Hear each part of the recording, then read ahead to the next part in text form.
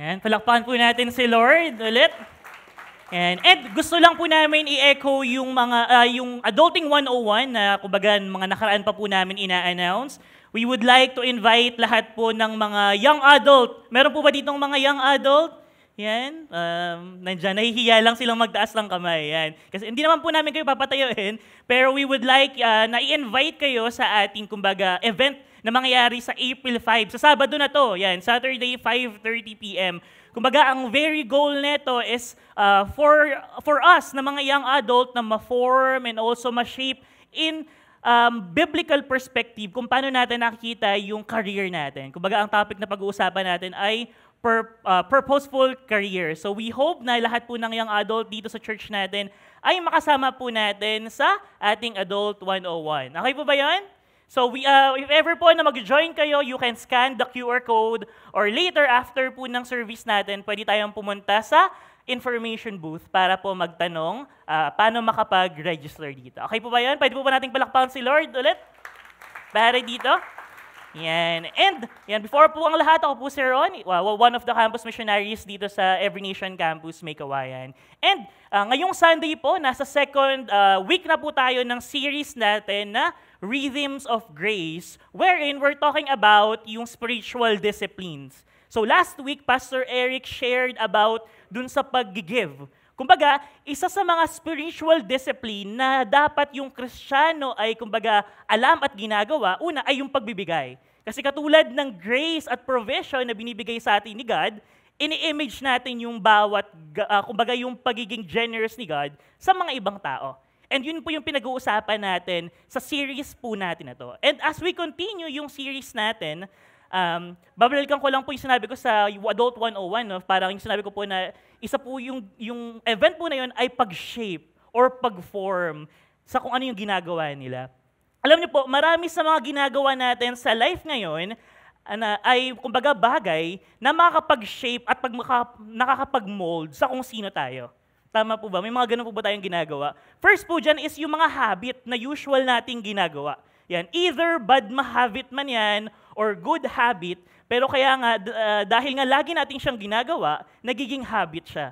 Yan. Isa po siguro sa mga habit na talagang parang hindi ko, parang pinilit ko na hindi maging ganun, is yung pagiging yung medyo nalilate, yan, ganyan. Parang hindi ko po alam, lalo na po nakatira po ako sa may bandang Santo Niño, tapos kailangan pag 9 a.m. na, makalagpas ka na dun sa Iba Road. So pag medyo nalilate po ako, medyo naka-cringe po talaga ako.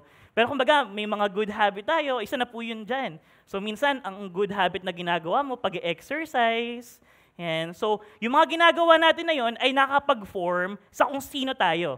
Dito sa part na to, siguro external. Yan. Ano pa po, yung mga nakapag-form or nakapag-shape sa kung sino tayo. Next dyan is yung mga nakakasama mo. Yan. Totoo po ba? Yan. Kaya nga po ang mga magulang, di ba, medyo concern nila sa mga anak nila kung sino yung mga nagiging kaibigan, sino yung mga nakakasama sa school, sino yung nagiging tropa. Kaya di ba parang, huwag ka na pumunta dyan, pumunta ka na lang sa student hangout, yan. Para ang kasama mo lagi ay yung mga nag-worship din kay God. Yan. Kasi kahit bata ka man, or matanda na tayo, di ba, malaki yung factor na minomold ka ng mga nakakasama mo. Okay po? Habit and yung mga nakakasama, minsan, hindi lang yon, pero yung mga bagay na hinahayaan mong pumasok sa'yo. For example is yung mga nakikita mo sa social media, di ba yung umaga, ang saya-saya mo, binati mo pa lahat, pero nung mga nag-Facebook ka lang ng 1 oras, at medyo may nakita ka lang na hindi magandang bagay, or medyo parang ang galing naman niya, sana all na mapaganon ka. Tapos, nung hapon, medyo malungkot ka na. So kumbaga, may mga pagkakataon na hindi natin minsan check yung mga bagay na pinapanood natin, or hinahayaan nating ma-intake natin. So ito yung mga bagay na kumbaga na humuhubog sa atin at nag-shape sa atin, nag-form sa atin. And siguro para sa mga lolo't lola natin na nandito, yung mga nasa senior citizen season na, isa sa mga bagay na talagang humubog sa kanila is yung experience nila sa buhay. Kaya nga may term tayo na ginagamit na yung mga lolo't lola natin ay kumbaga hinubog na yan ng panahon. Yung mga experience na-experience nila sa buhay nila, good man yan or bad, habit man yan na okay or hindi, ay kumbaga, malaking factor yon para maging sila kung ano sila ngayon. Kasi yun yung mga bagay na humubog so kung sino sila. And for Jesus, yung pag-pray, yes, it's a way to communicate with God. But more than that, yung prayer is a way para ma-form tayo sa kung sino si God and how we interact sa mga taong kasama natin. Yes, una, talagang to communicate with God, pero at the same time, yung pag-pray is to form us. Contrary sa lagi nating naririnig. Kasi sasabi natin na pag nag-pray ka, parang binabago mo yung isip ni God kasi may pinipilit ka, Lord, sana naman may ganito-ganito. Pero hindi ganun nakadesign ang prayer. Ang prayer is for us na ma-form at ma-shape sa kung sino si God at sa kung paano tayo dapat makipag-interact sa mga nakakasama natin. Parang worship song lang din yan. Di ba? Parang last year, itong season din na sumikat yung song na Carry My Cross. Yan. Sino dito yung naging favorite mo na yung Carry My Cross? Yan, kung bago ka lang, medyo, ako naging favorite ko yun. At may kilala kami ni Pastor Eric na laging nilaline up yun. Hindi na namin sasabihin ni si Coach Benz yun. Carry my cross, di ba yung before, yung tingin mo sa pagiging Christian na, Lord, this is me, and Lord, thank you sa bed of roses na lagi kong na-experience. Pero dahil natin naging naririnig, yung carrying our cross, medyo nag-iba yung tingin natin sa Christianity. Na-shape tayo ng kinakanta natin. Ngayon, ready na tayo to sacrifice everything and to let go everything because of Jesus Christ. Nakita niyo po kung paano tayo shape? And yun yung purpose ng prayer sa mga buhay po natin. Right now, pag-uusapan po natin sa week to yung prayer, pero specifically, pag-uusapan natin yung the Lord's Prayer. Which is, I think lahat tayo ay aware dito. Pag tinagalog in English man, yan, Ama namin sa langit ka. Kumbaga, aware tayo sa Lord's Prayer. Pero, kumbaga, ang gagawin natin, yung Lord's Prayer na pag-uusapan natin ngayon, ay parte sa kung ano yung message ni Jesus Christ. Kumbaga, kung narinig nyo na po yung Sermon on the Mount, yung Lord's Prayer ay part ng Sermon on the Mount wherein ang gusto ni Jesus Christ ay tayong mga followers niya at ay anak niya ay maintindihan kung paano ba yung tamang pag-relate kay God at pag-relate sa paligid natin, sa mga co-Christians natin, quote-unquote. Kumbaga, yung term na ginamit doon is yung greater righteousness. Righteousness, we think na yung righteousness is tamang pagtingin lang or relationship kay God. But for God, yes, tama yun, at it's right, kumbaga right perspective, ang right na way natin para makipag-relate kay God, pero at the same time, it's the right way to live dahil nasa part tayo ng community ng Christians. Yan, ngitian mo nga yung katabi mo, yan. Pwede mo bang tingnan ang katabi mo? Yan, nasa likod, nasa harap, ngitian natin. Kasi isa yan sa mga goal ni God na ma-form tayo, di ba? How we interact with them. And right now, pag-uusapan natin itong prayer, di ba? Prayer, pag-uusapan natin yung rhythm of grace. Ang goal natin ngayon is for us na ma-build yung rhythm of grace. Diba, parang nag-gym ka daw yan sabi ni Pastor Eric last week, na binibuild mo yung rhythm so that we experience yung grace ni God. And specifically, yung context na pag-uusapan natin ngayon ay yung Lord's Prayer. Paano ba dapat tayo, kumbaga, ang sasagutin nating tanong, how should the Lord's Prayer shape our view of who God is, of ourselves, and of our relationship with others? Kasi, pag naintindihan na natin to, ito yung tamang way na dapat nating ma-build habang ginagawa natin yung rhythm of grace. So, paano dapat nating maintindihan or paano tayo huhubugin ng Lord's Prayer so that ito na yung maging buhay natin from now on? Okay po ba yun? Invite ko po ang lahat tumayo as we read our passage this morning. Punta po tayo sa Matthew chapter 6 verse 7 to 15. Yan, Matthew chapter 6 verse 7 to 15. Okay po. So, pag hindi pa, kung nandiyan na po, pwede po sabihin na amen kung nandiyan na. Pag hindi po natin makita, punta po muna tayo sa book ng Matthew. Hanapin po natin yung malaking number na 6. Tapos sa ilalim nun, 7 to 15. Okay? Chapter, yung malaking number na nakabold. Then, yung nasa baba nun, yun yung verse. Okay po, Matthew chapter 6, verse 7 to 15. Okay, let's read. And when you pray, do not heap up empty phrases as the Gentiles do, for they think that they will be heard for their many words. Do not be like them, for your Father knows what you need before you ask Him. Pray then like this: Our Father in heaven, hallowed be your name. Your kingdom come, your will be done on earth as it is in heaven. Give us this day our daily bread, and forgive us our debts, as we also have forgiven our debtors. And lead us not into temptation, but deliver us from evil. For if you forgive others their trespasses, your heavenly Father will also forgive you. But if you do not forgive others their trespasses, neither will your Father forgive your trespasses. Let's pray. Panginoon, maraming salamat sa umagang ito na pag-uusapan namin, Lord, yung prayer na minodel mo, Panginoon. And Lord, this morning, ang prayer namin ay makita namin kung sino ka. Makita namin kung paano ba dapat kami nabubuhay according sa kung sino ka at paano kami nagre-respond according sa kung sino ka. And ito, Lord, yung prayer namin na maging lifestyle namin, hindi lang sa amin personally, pero sa lahat ng taong nakakasalumuhan namin, believer man, Lord, or hindi man.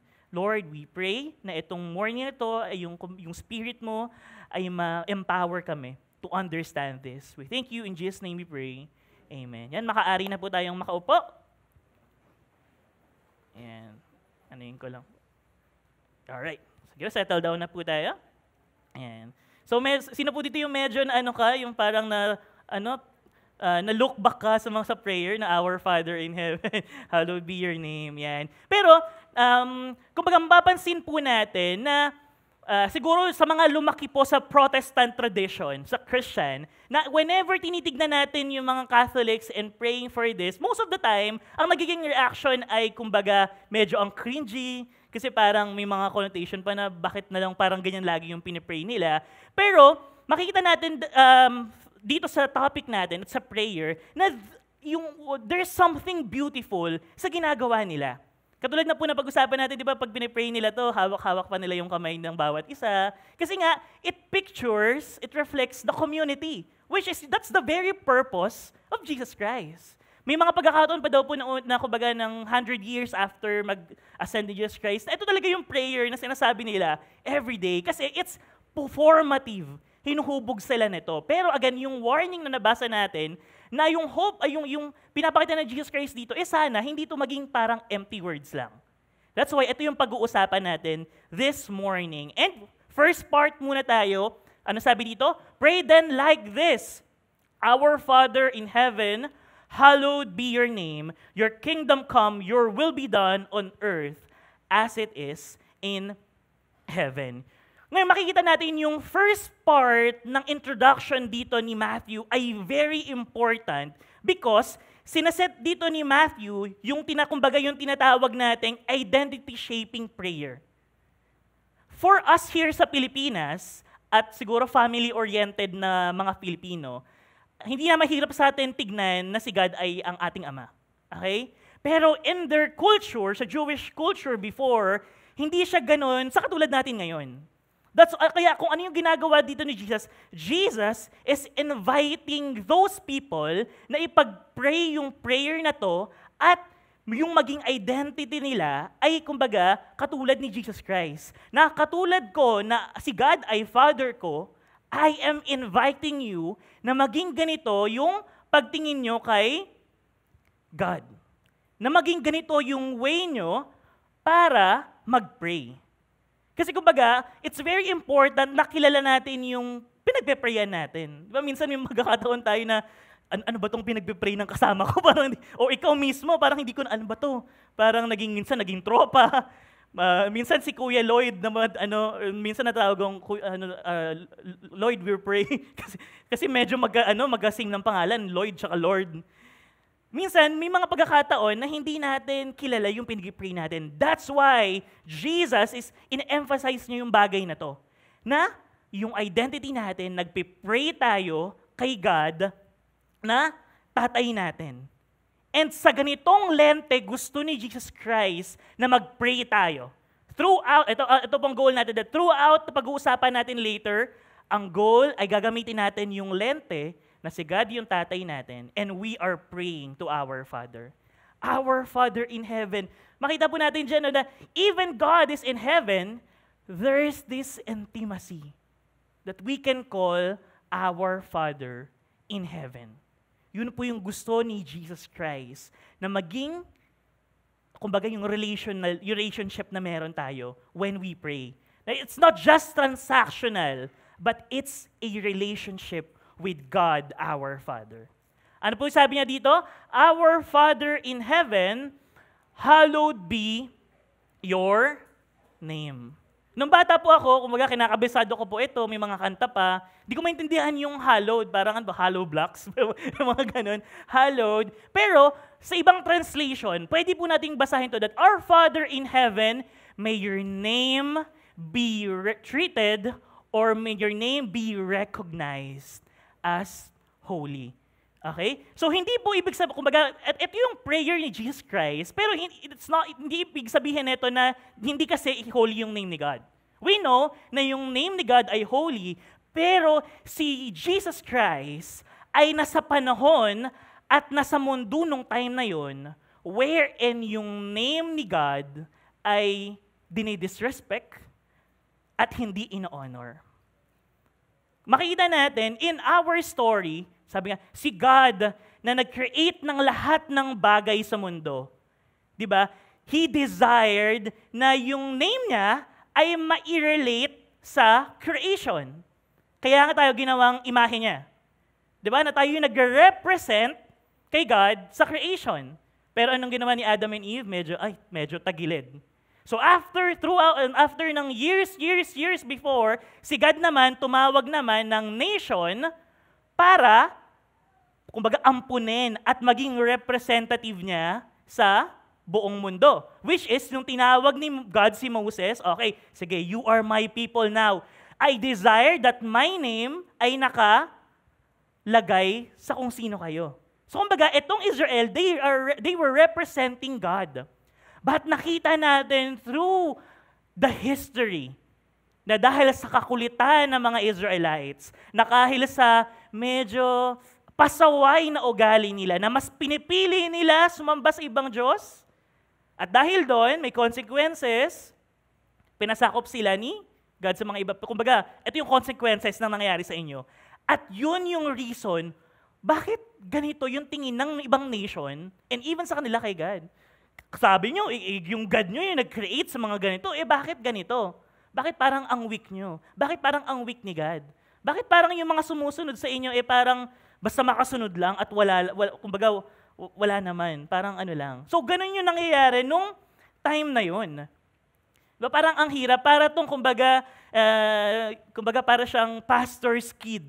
Na kumbaga ang hirap nun para sa isang anak ng pastor na kumbaga kasi pag nakagawa ka ng konting mali, kumbaga image na agad ng tatay ang medyo laging napapansin.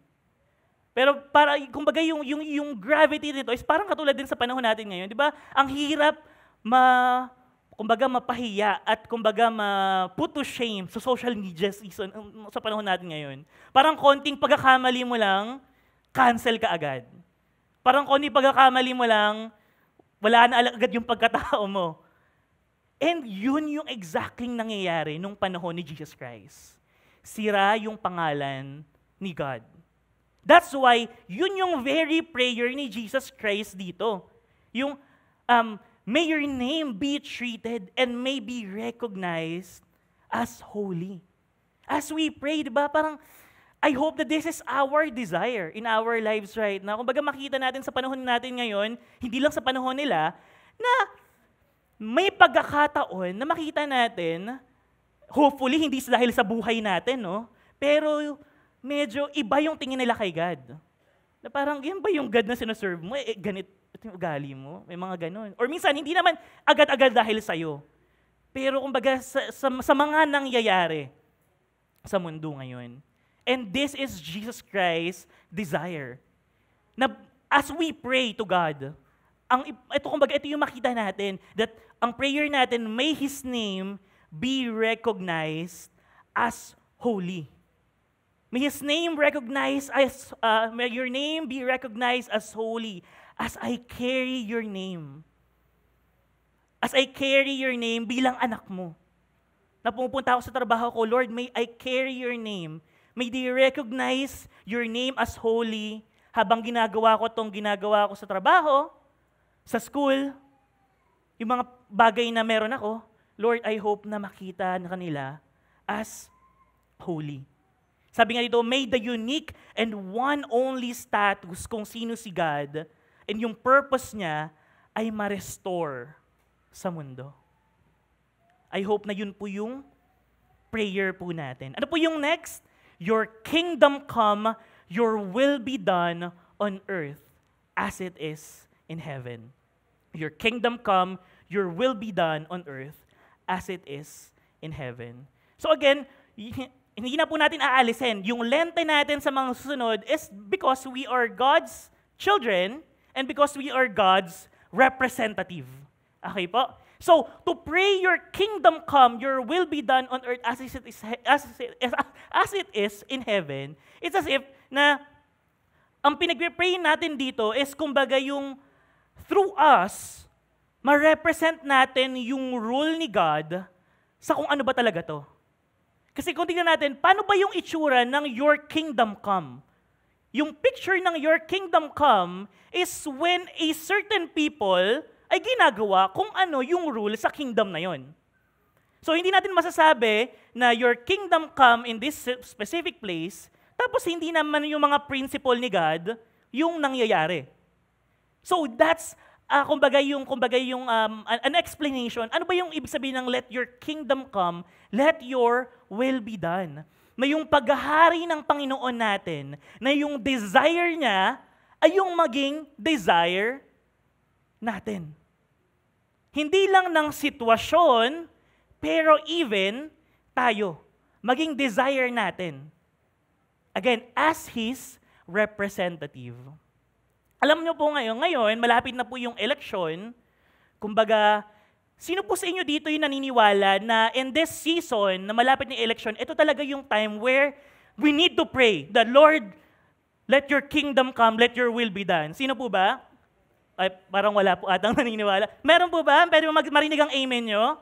Amen. Kasi kung titignan natin, hindi naman natin ikakaila na medyo magulo talaga yung nangyayari this season. At actually, every election naman, medyo hindi talaga ganun ka-smooth. Pero kumbaga, ito yung time where we can pray, your kingdom come, your will be done. And when we pray, your kingdom come, your will be done, hindi yan sasagutin ni Jesus na bababa siya tapos yun na. Or minsan, hindi rin yan yung politiko na medyo parang tagilid ay biglang magiging Christian na. Pero may mga pagkakataon na sasagutin ni Jesus Christ yung prayer natin by you standing sa integrity na meron ka para hindi ka mag-vote buying. May mga pagkakataon na pag pinag-pray natin, Lord, let your kingdom come, let your will be done, ikaw yung gagamitin ni God dun sa sitwasyon na parang walang Diyos na nangyayari. Na sometimes when we pray, hindi ito yung parang magiging Christian sila bigla, na parang lahat sila ay parang maging parang si Vico Soto. Hindi ganun sumagot si God. Pero may pagkakataon na sa mga pagkakataon na nagbabardagulan ang lahat sa social media, ikaw yung magre-reflect sa kung sino si Jesus Christ. Ng love, ng forgiveness, ng grace.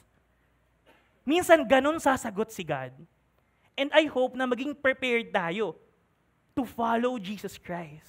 And I hope na hindi tayo yung nakikipagbardagulan sa social media. Yes, may mga pagkakataon naman talaga that it's our right, kumbaga na i-express yung sa loobin natin, yung mga pinopoint natin, and also, ma-share yung political na, kumbaga, paano natin naiintindihan. Kumbaga, clear yun. Right natin yun. Pero more than that, I hope na tayo yung maging Kristiyano na dinadala yung kaharian ng ating Panginoon sa sitwasyon na yon. Let your kingdom come. Let your will be done. Through me.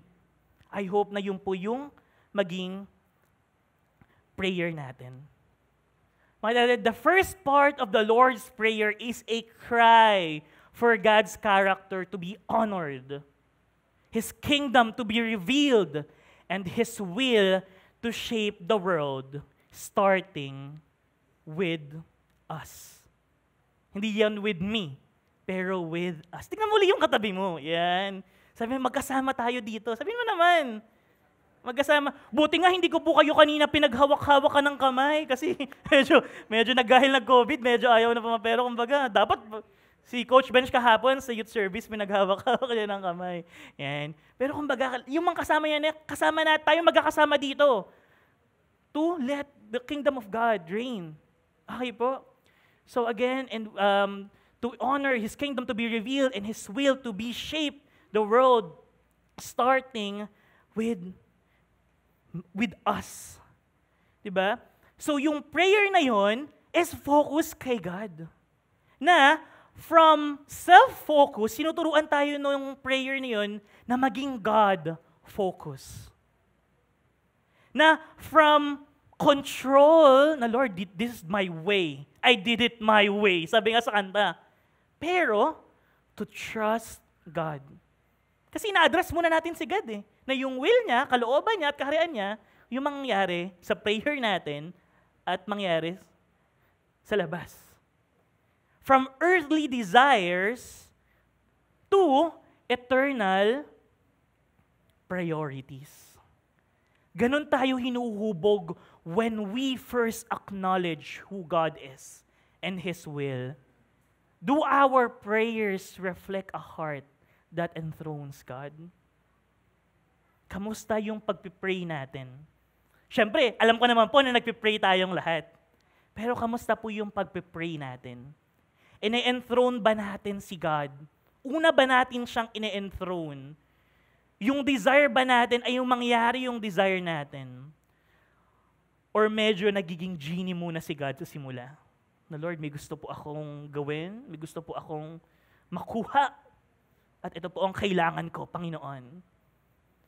Paano tayo nagpipray? To have, ang hope ko po ay yung prayer natin is to have a God-centered life that seeks His name, His reign, and His ways above all else. Ito po sana yung maging prayer natin.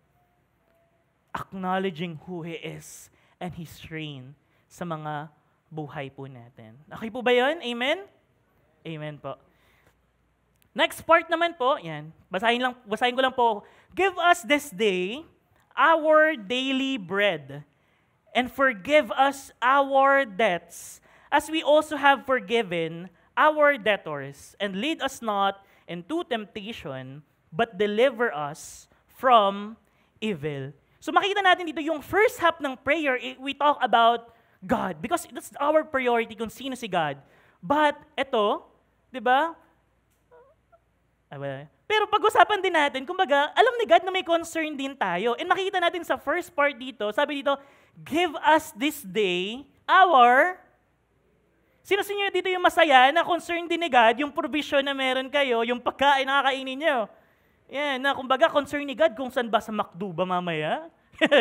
Sa Mang Inasal ba? Kumbaga, concern ni God. Kasi, bakit niya concern? Kasi we need food to survive for us to be able na ma-fulfill yung plano ni God sa buhay natin at yung planong, let your kingdom come, let your will be done. Kumbaga, alam ni God, kumbaga, realist si God, na kumbaga, totoo naman na kailangan nila ng provision. Kasi, paano sila mag-share kung kumbaga patay na sila sa gutom?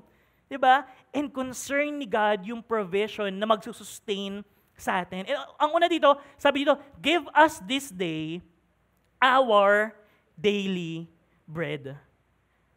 Ngayon, kumbaga, pag binasa natin siya, makita lang natin, give us this day our daily bread. Parang okay lang, Lord, bigyan mo kami ng kakainin namin ngayon. Minsan gano'n yung nagiging translation agad natin, kumbaga yung basa natin. Pero may emphasis na pinapakita sa Jesus Christ dito. Yan, give us this day our daily bread. Ngayon, kumbaga, pag tinignan natin yung very heart ng word talaga na sinasabi dito, the bread of today, give us this day.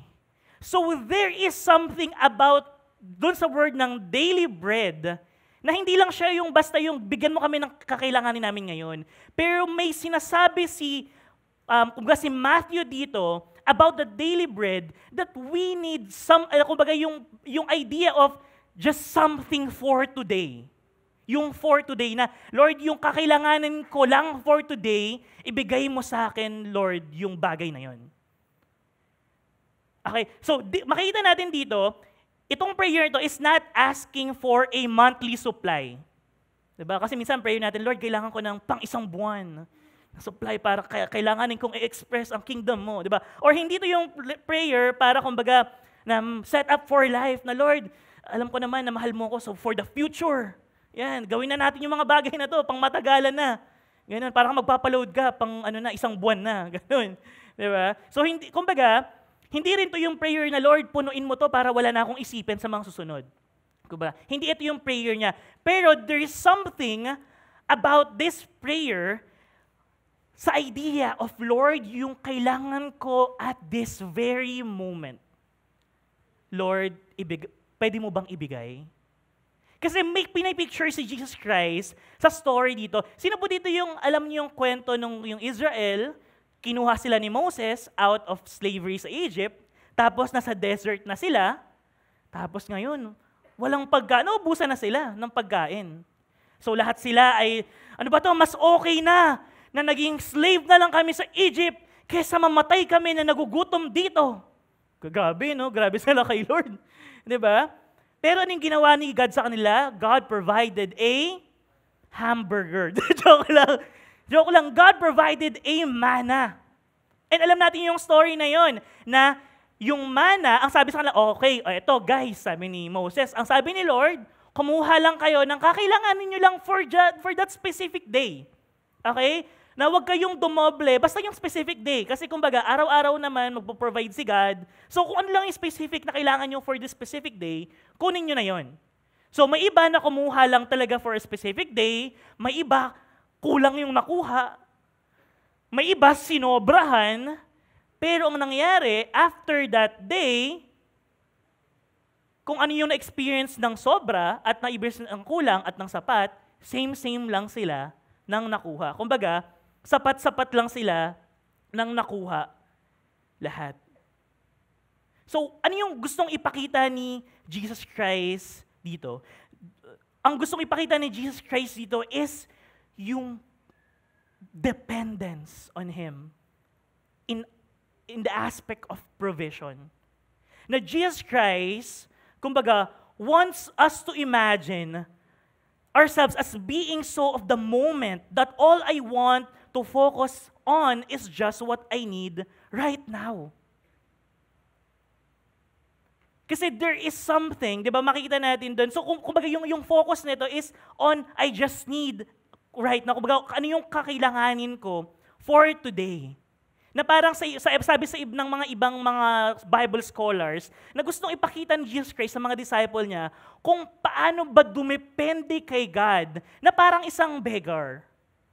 Wherein, hindi ang security mo ay hindi nakalagay dun sa naipon mo or sa ano yung kaya mong gawin, but yung dependence mo kay God ay pang-araw-araw. Kasi, totoo naman, there's something in us na pag nakakaipon na tayo ng certain thing na, Lord, okay, 5 million. Parang, okay na Lord, parang makakalimutan at madidisregard na si God. Or, pag, Lord, itong plano ko, after nito, okay tayo. Pero minsan, pag nakuha na natin yung mga bagay na yon, di ba, medyo nakakalimutan na natin kung sino ba talaga si God. Pero ito yung gustong ipakita ni Jesus Christ.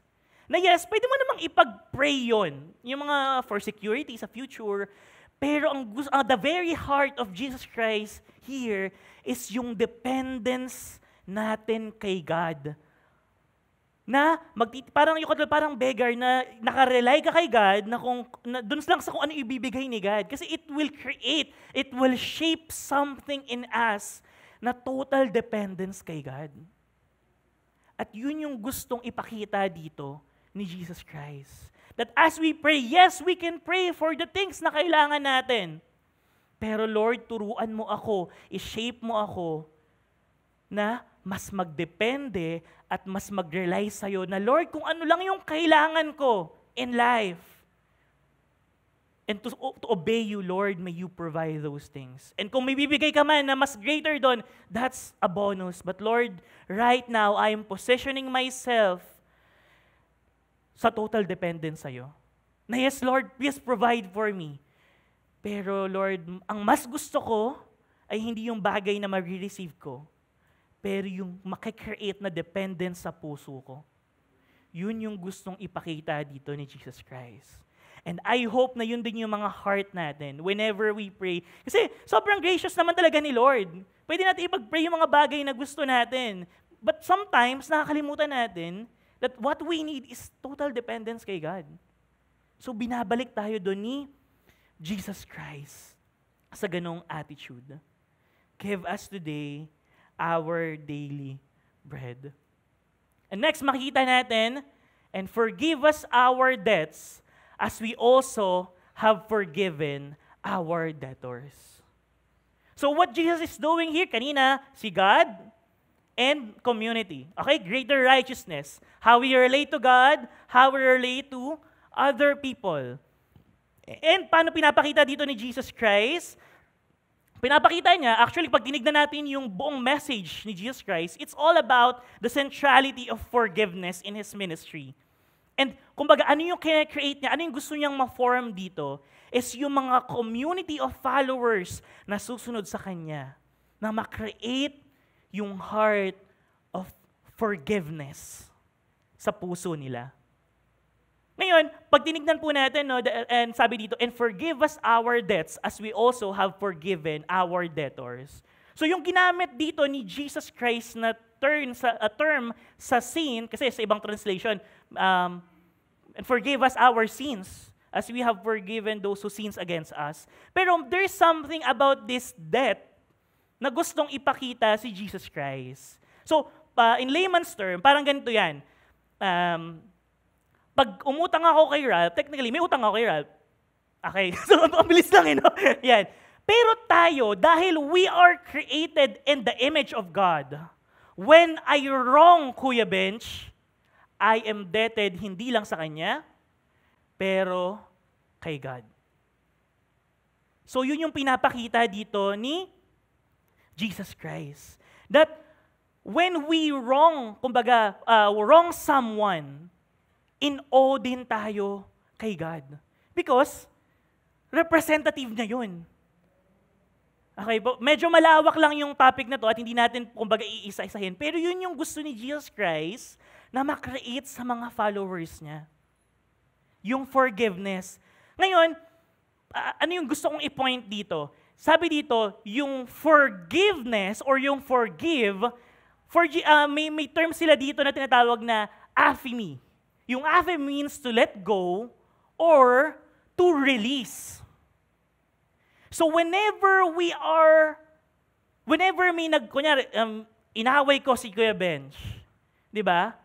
And kumbaga, whenever na forgive ako ni Kuya Bench, it's as if that he is letting me go dun sa pagkakautang ko sa kanya at pagkakautang ko kay Lord. So parang nile-let go mo. Sabi nga sa Bible Project, it's as if like you're breathing. But sometimes, hindi lang siya yung pinapalit go mo. Kumbaga yung, di ba yung parang, okay na, alam ko namang, pero yung nile-let go na kita, para hindi mo na rin kasi for sure, kumbaga, burden din sa akin yun na inaaway ko siya. So for him, sige na Ron, ile-let go na kita, para wala ka nang dinadala.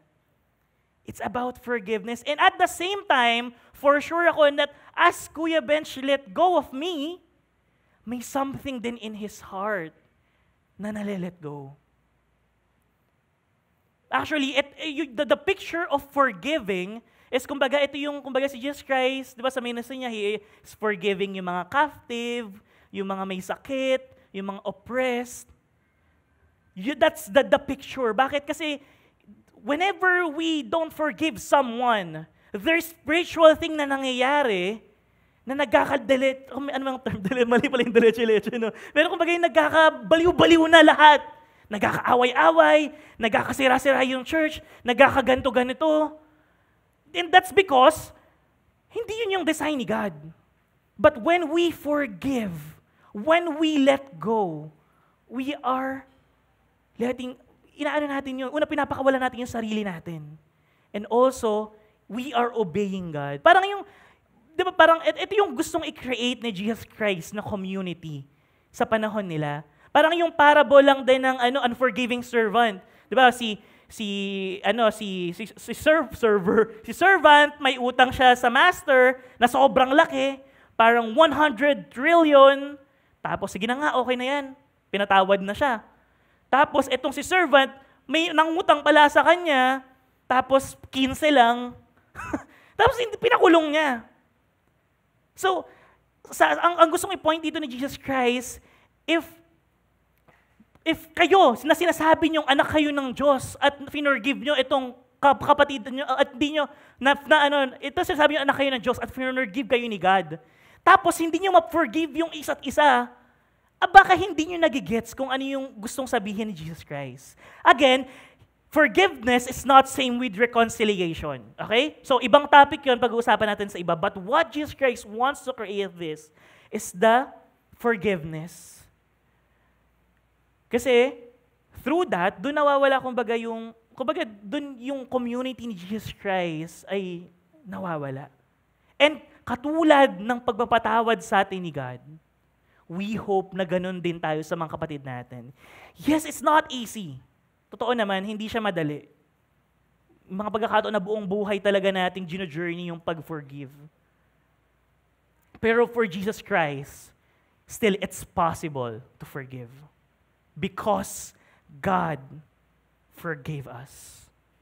And kumbaga kung titignan natin yun, yung fullness ng forgiveness ni God ay na-experience hindi lang sa na-experience natin yung forgiveness ni God, pero when we forgive others. And yun yung prayer ni Jesus Christ dito na ma-shape sa puso natin.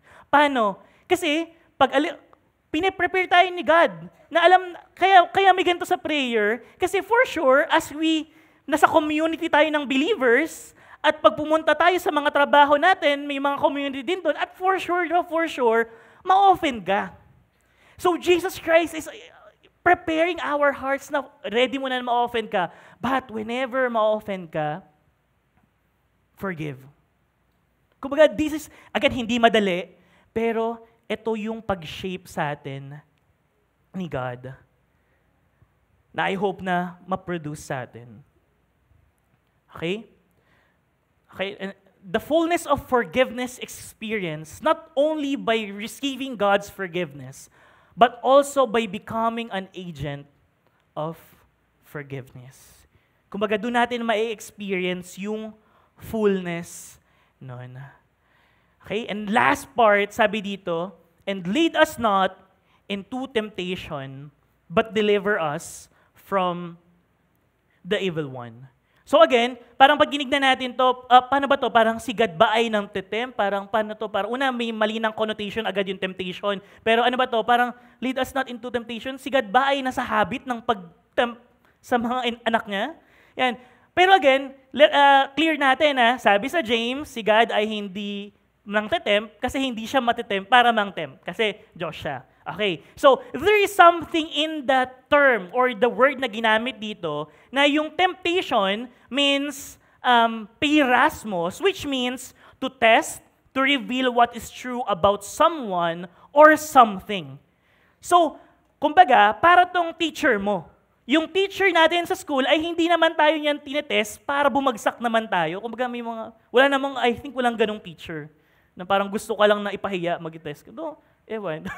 Medyo nag-ano din, no? Pero I hope yung mga good teacher, wala naman. Pero yung test, kahit mahirap siya, ay ginagawa ni teacher so that malaman natin yung truth about ourselves kung nag-aral ba talaga tayo. And in our Christian life, may mga pagkakataon that God is leading us through testings. Not for us na mag-sin at para malaman niya kung kamusta tayo kasi alam niya na lahat. Pero for us to be able to know kung ano na ba yung status natin kay God, and also an opportunity to trust in His wisdom and not to trust our wisdom. Alam niyo po, makita natin throughout the story of Bible, God was calling people. Dinadala niya sa test, like si Abraham, yung test kay Isaac. Kumbaga pinapakita, kasi kumbaga through the test makita natin na Lord, hindi ako magta-trust sa kung ano yung nasa mind ko, but magta-trust ako sa kung ano yung kalooban mo. And yung testing is God's way to grow. Ngayon sabi dito, but deliver us from the evil one. Ngayon, paano ko masasabihin? Yun yung testing, yes, ginagawa siya ni God, and mahirap talaga siya pag ginatest tayo ni God. So, yung prayer na to is like an honest prayer. Lord, mahirap yung test. Ayoko mag-test. So, Lord, pwede mo ba akong wag na lang dalhin sa test? That's the honesty of the prayer. Lord, alam ko na mag-grow ako sa test, pero dahil mahirap yung testings in life, pwede bang wag mo na lang ako dalhin dun sa test? Pero sabi dito, but if ever man, Lord, na ang will mo ay dalhin ako sa testing, deliver me from the evil. Kasi may pagkakataon talaga na dadalhin tayo ni God sa testings. Pero ang prayer dito, Lord, ilayo mo ako dun sa evil. Possible na literal na masamang tao or na mag-rely ka sa sarili mong wisdom. Alam niyo, may story sa life ni David na nasa huli na siya ng buhay niya. Na nag-census siya. Sa Psalms chapter 2 natin makikita yun. Nag-census siya para pakita na he is so great. At dahil nagmayabang siya before the Lord, may pinarusahan siya ni God. Okay? So, ito yung story na yun. So, parang dito, so God yung prophet, came to David and told him and said to him, shall 3 years, ngayon pinapili na si David, ano yung gusto mo maging parusa ko sa'yo? Shall 3 years of famine come to you in your land, or will you flee 3 months before your foes, and they pursue you, or shall there be 3 days pestilence in your lands? Now consider and decide what answer I shall return to him who sent me. So parang ang hirap naman yun. Pinapili ka anong klaseng parusa yung gusto mo. Pero sagot ni David, then David said to God, I am in great distress. Let us fall into the hand of the Lord, for His mercy is great. But let me not fall into the hand of man. So in a sense, ito yung pinapakitang picture na prayer ni Jesus Christ. Na may mga pagkakataon sa buhay ko na itetest mo ko. Pero I hope, Lord, na hindi ako mag-fail or hindi yung masamang tao. But Lord, I pray na ikaw tayong dalawa to as we test. It's an honest prayer. And sa buhay po natin, dumadaan tayo sa maraming testings in life wherein we are challenged. Lord, am I going to trust you? Am I going to do this on my own? Pipili ka ng daan. It's a testing. It's like, kumbaga, Abraham, susunod ba ako? David, susunod ba ako? Parang, kumbaga, yung lahat ng Bible character na tinawag ni God, ay tinawag niya dito. At lahat sila ay pumili between, am I trusting the will of God? Or am I going to trust my own experiences? Actually, lahat tayo dyan, sa trabaho pa lang na, lalo na ngayon, di ba? Sa election, di ba, Lord, magiging parang Kristiyano ba ako? Oh, ganito. Lord, sa mga sitwasyon na nasa workplace ako, Lord, kikickback ba ako? O yung wisdom mo yung susundin ko? Sa mga panahon na dadayain mo na lang yung gagawin mo. Lord, ano ba? Magtitiwala ako. Pero ang prayer dito is, di ba, I pray na maging prayer natin ay sumunod tayo dun sa will ni God. Yes, still, ang prayer pa rin ni Jesus Christ, that's the reality kasi parang makita natin pag yung mga superhero Christian, no? The Lord, give me the testing. Pero alam ni Jesus Christ na mag-fail tayo. At kung hindi man sasagutin ni God at gusto pa rin ni Lord na i-test tayo, our prayer, Lord, lead us not, deliver us from the evil one. Na Lord, I hope na tayo to, Panginoon. It's an honest prayer for us. As I end, and as I call the music team, this prayer of Jesus Christ ay hindi lang niya sinabi para gawin ng mga disciple niya. Pero this very prayer ni Jesus Christ at the Sermon of the Mount is His life prayer. He prayed these prayers. Yung moment at yung night na Jesus Christ ay dadakpen at mamamatay na, ano yung prayer niya? My Father, if it's possible, let this cup pass from me. Nevertheless, not as I will, but as you will. Hindi lang ito yung gusto lang igano ni Jesus Christ at bahala na kayo. But this is the very prayer that He prayed. Sa mga moment na siya din parang Lord, testing na to. Pero ito yung prayer na binibreathe in at binibreathe out niya. Lord, may your kingdom come. May your will be done. At sa moment, Lord, na Lord, ayokong mamatay. Pero Jesus Christ prayed, Lord, ayokong mamatay, ayokong kunin to, pero let your kingdom come. Let your will be done. At nung moment na nasa cross na siya, He prayed for forgiveness and sa mga, on our behalf. And Jesus said, Father, forgive them, for they know not what they do. Jesus embodied this prayer life. And as we end our prayer, is that ito rin yung prayer na humubog sa buhay natin bilang mga Kristiyano. I hope na ito yung maging manuot sa puso't isip natin. As we pray, pagising natin, sa hapon at sa gabi, every time nag-pray tayo, ito sana yung maging very heart ng prayer natin. That Lord, our Father, who is in heaven, may your name be recognized as holy.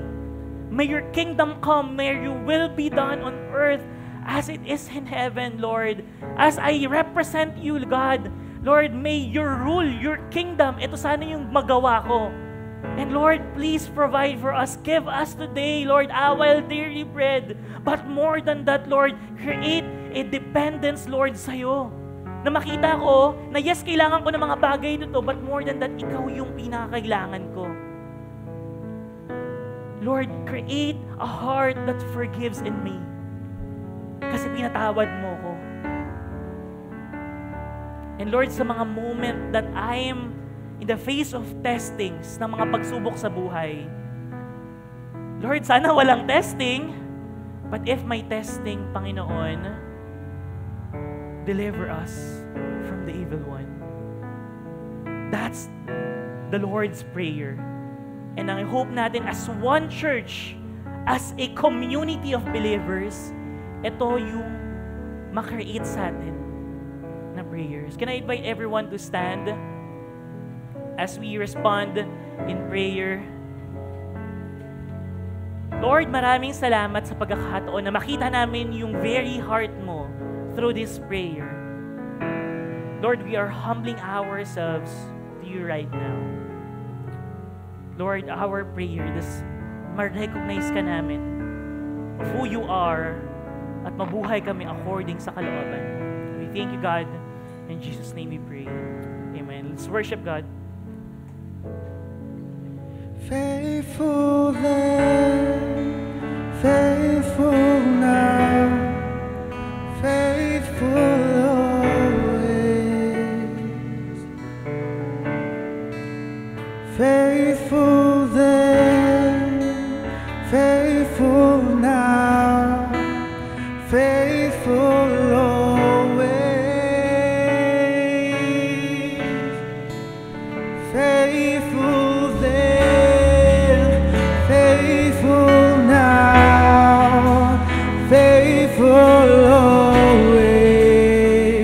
You are faithful, Lord, faithful then, faithful now, faithful always. From you are all things, and to you are all things. You're the Alpha and Omega, beginning and the end. Oh, glory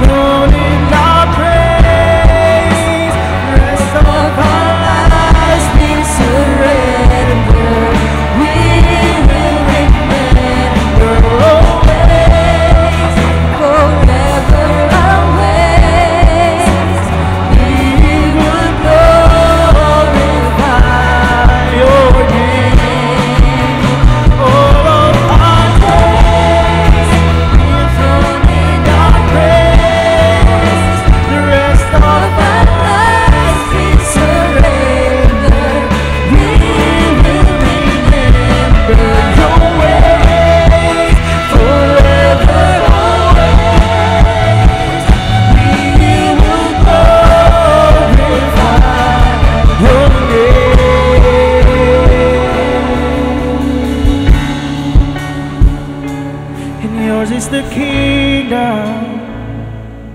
All of the earth belongs to you.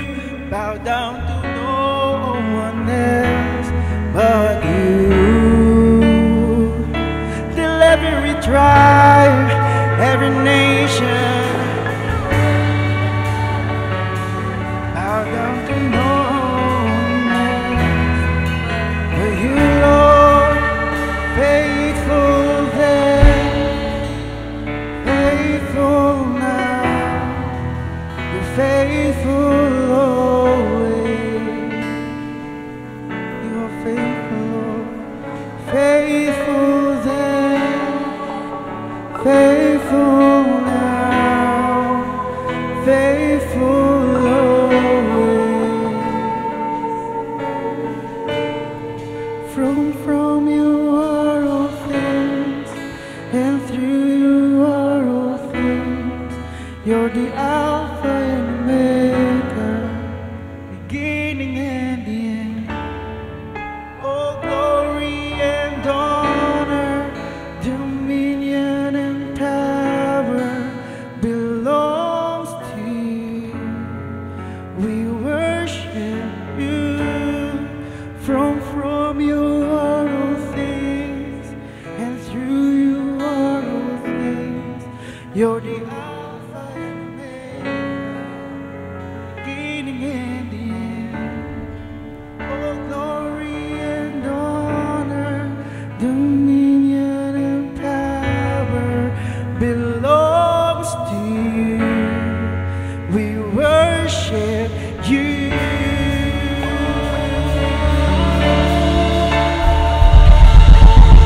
Right? Let's end by praying the Lord's Prayer. Our Father in heaven, hallowed be your name. Your kingdom come, your will be done on earth as it is in heaven.